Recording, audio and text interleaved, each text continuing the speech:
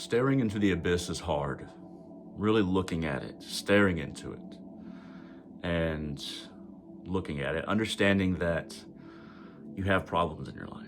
You have problems which are difficult to surmount, that are causing you difficulty, and they are bearing down on your emotions, your mind, your temperament, and maybe even your plans, immediate and long term.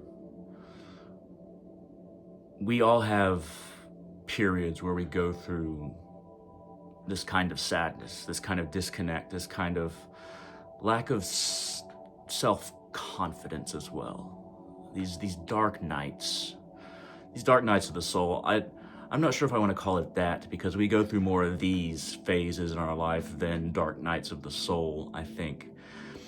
I think that we go through these phases where we doubt ourselves and where we're depressed many times out of the year. Many weeks out of the year. I think that that's fairly normal in modern society. I think that's fairly normal for societies and people throughout history. But I don't think that most days are bad. But when we look back at them in this negative, depressed mindset, we start to see most of our days as bad, most of our pains as being continuous, and most of our strengths as being very limited. There's a few things that we can do to kind of pull ourselves out of this.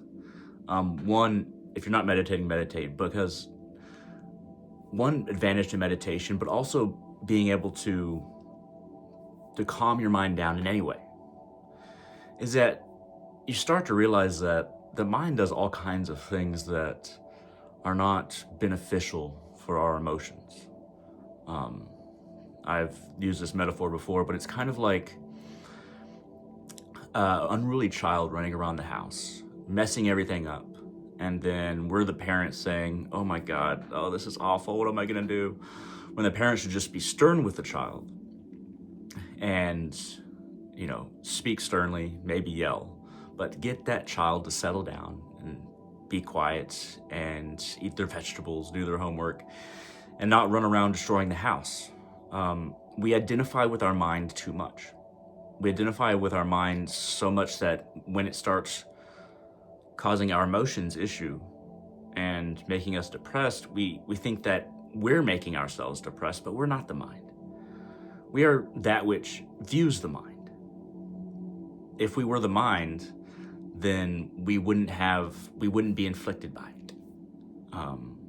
If we were the mind, and we weren't anything behind the mind, then we would just be free from any kind of thing that the mind does to us. But since the mind is doing something to us, doing something to our emotions, doing something to our lives, we must be separate from the mind. We must be watching the mind. We must be afflicted by it rather than having personhood in it.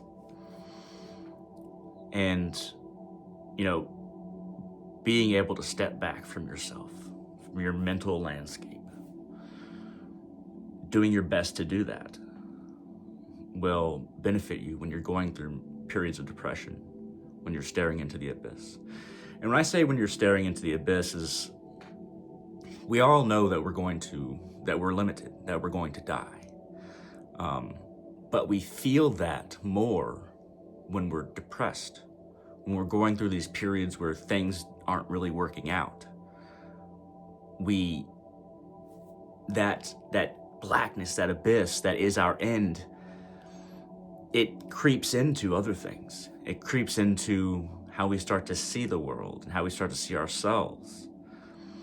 And everybody actually has problems, and they might be big problems. But, as the Stoics taught, whatever happens in your life, you choose how you react to it.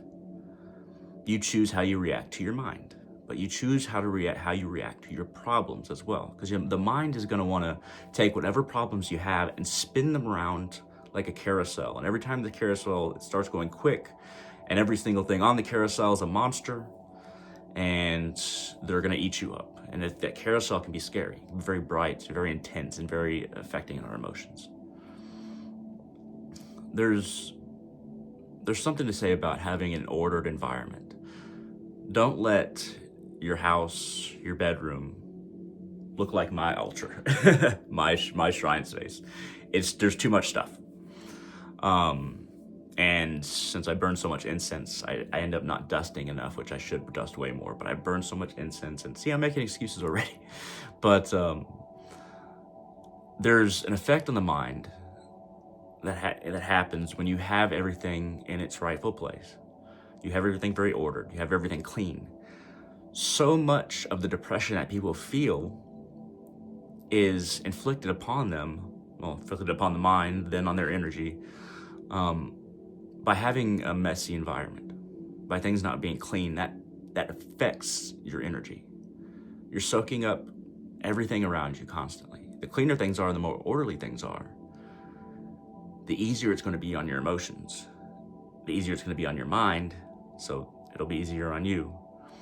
Ideally, we should be able to control the mind completely and be able to be in any kind of environment and not be affected by it, but very few of us have that ability. So keeping things clean and orderly really helps.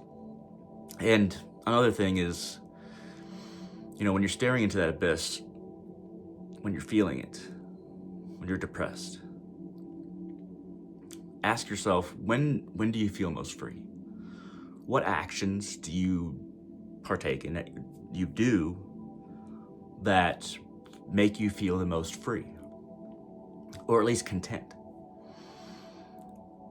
Were there other old hobbies that you could pick back up again? And sometimes, it's hard to make ourselves, make art, for instance, or paint. For me is painting. I love painting. I'm not great at it, but I love painting. And I love all kinds of art. But I feel most free, I feel content when I'm painting or when I'm doing magic.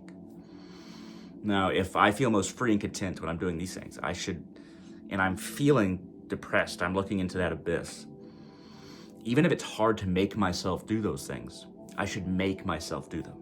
I should force myself to partake in these actions that require maybe more willpower than I'm feeling right now if I'm depressed, if I'm looking to that abyss. But forcing yourself to take that next step, almost like if you're weightlifting. Weightlifting is the form of exercise I partake in, so I'm using that as an example. But those first 5 to 10 sets, maybe if you want to narrow it down to the first 3 sets, first 21 reps, that is way harder to make myself do than the middle part of the workout, than the end part of the workout. The first few sets, maybe as much as 10 sets, those are the hardest to make myself do, but then the body gets going. Everything starts coming together, and you get into the movement of it, you get into the repetition, you get into the flow. If you can get over that hump with whatever actions you are taking to make yourself feel free and content, get over that hump of making yourself start. If you can do that, you can probably carry yourself further into the activity. And before you know it, you're starting to really feel that contentment and freedom. A little bit at first, but it'll pick up. Fill your life with that, more of that, as much as you can. Whatever these hobbies are for you, whatever makes you feel free or content. And that's the thing about contentment and freedom. We're most content when we feel free, but in actuality, things don't have to change for us to feel free. We can just realize that ultimately everything's going to be okay. And if you don't have a philosophy that lets you realize that ultimately everything's going to be okay, it's just these limited problems that are causing me issue right now, then your philosophy needs to expand. You should be able to say that everything ultimately is going to be okay. And I really think that it is. No matter what spiritual path you're on, it's the little issues that give us problem. But ultimately, I think that, and I hope this for you too, whoever you are, but I think it's important to have a philosophy that ultimately we live in a universe where everything's going to eventually get back to a source where we are in oneness again, or ultimately it's a just universe and everything is going to work out. If you're on a more pessimistic side of philosophy, then you might try to take a different route. But really analyze your philosophy as well. And how do you think that ultimately everything's gonna be okay? If you do, and you're feeling depressed right now, look back to your philosophy and how you understand the universe and how things work, how the gods and spirits work, how they work with you. Analyze your philosophy, and if ultimately everything's okay in the end in your philosophy, then realign your thoughts to become that again, to follow that line of thinking again. Because when we're looking to abyss, when we're depressed, it changes our philosophy. The mind changes the ideas that are more intrinsic to us than the mind itself, or it tries to. We don't have to let it. We can work hard against the mind, work hard against our problems. And this isn't to dismiss any problems that you might have. You might have some serious problems. You might have way more serious problems than I do. But reacting negatively and allowing the mind to take off and change things about you, about who you are, is the worst response. And it's not going to leave you on a level playing field where you can continue to react in a positive way that will lead you away from your problems or through these obstacles, or meeting those problems head on and accomplishing what you need to accomplish to allow those problems to not continue, whatever they might be. When you're looking to that abyss, just understand that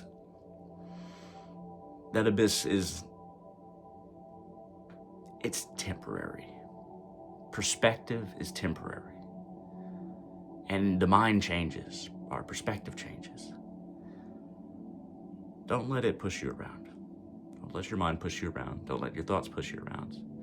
Take charge. But most importantly, figure out how you can take charge. I hope these ideas that I've given you have helped. I hope this video was interesting. Like this video if you like this video at all. It really helps the channel. Feel free to leave a comment. I read all comments and try to respond to all comments. And feel free to share this video wherever you like. I really appreciate it when you all share and comment and like. At any rate, if you're looking into the abyss, this is how you feel now. If you're feeling depressed, there are ways around it. Keep these things in mind and in your heart. Thank you very much, and I hope all of you have a wonderful day.